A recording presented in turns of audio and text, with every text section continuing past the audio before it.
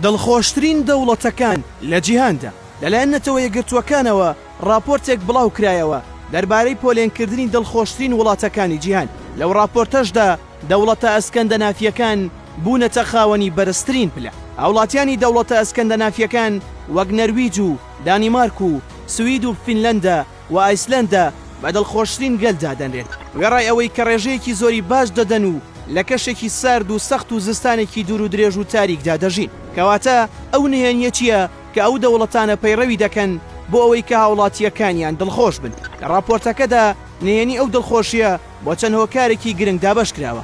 ئەوانیش کەسەکان سوودمەندن لە بەرهەمی ناوخۆیی، پەیوەندی کۆمەڵایەتی، چاودێری تەندروستی، هەروەها کەمی ئاستی گەندەڵی و بوونی ئازادی. بەپێی توێژینەوەیەک کە لە 157 دەوڵەتی جیهان ئەنجام درراوە لە نێوان ساڵی 2005 و 2012 باز لەوە کراوە کە لە نێوان دامەزراوە حکومیەکان و خەڵکدا پەیوەندیەکی باوەڕ پێکراو هەیە.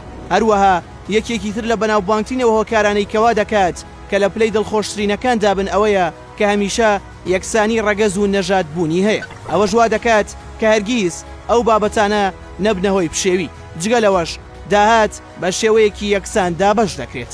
هەمیشەش هەوڵ دەدەن کە دەست بەسەر گەندەڵیدا بگرن. هەموو ئەوانەش هۆکارن بۆ ئەوەی کە وڵاتیانی وڵاتەکە و پەنابەرەکانیش هەست بە سەقامگیری و متمانە و ئازادی بکەن. هەروەها لەبارەی ئابووری دەوڵەتە ئەسکەندە نافیەکانەوە ئاماژە بەوە دراوە کە فینلەندە پلەی یەکەمی بەدەستهێناوە لە لیستی دڵخۆشترین وڵاتان بۆ ساڵی 2019. وێڕای ئەوەی کە داهاتی ناوخۆیی کەمتر بووە لە داهاتی ئەمریکا و ئەڵمانیا.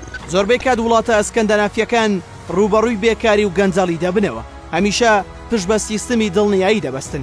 وێڕای ئەوەی کە چاودێریە تەندروستیەکانی ئەو دەوڵەتانە باجێکی زۆر دەدەن، بەڵام گەلەکە کێشەیان نییە لە پێدانی ئەو بڕەباجە، چونکە پێیان وایە کە حکومەت لە بەرهەمهێنان و باشترکردنی کەرتی تەندروستی و کەرتەکانی تردا خەرجی دەکاتەوە.